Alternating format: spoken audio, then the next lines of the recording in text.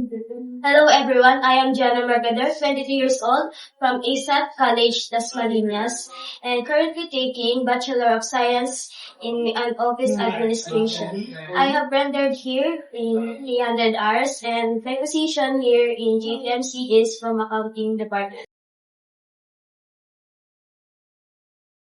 During my 2 weeks here in JPMC, na-assign ako sa main office bilang taga-sagot, taga-call ng client.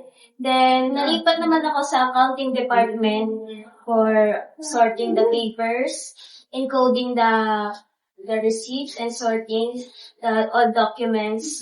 And nakatulong sa akin ito personally. Siguro sa pagdating ng future is magagamit ko yung mga kaalaman ko kung mapunta man ako sa accounting department.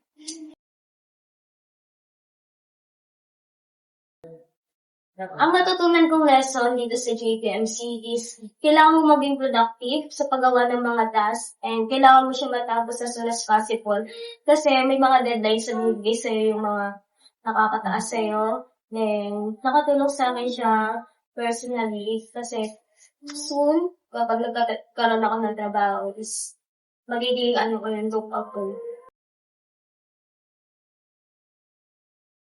Ang message ko sa JPMC is maraming salamat kasi tinanggap niyo ako dito bilang intern. And marami akong natutunan, lalo na kay Sir Robin, kay Ma'am Phoebe, then kay Ma'am Jen, at kay Sir James. Ang message ko sa mga next leaders is i-enjoy lang nila yung time nila dito. Then gawin nila yung mga responsibility nila and wag silang gumawa ng mga bagay na ikakagalit ni Sir James para maganda yung process ng kanilang OJT.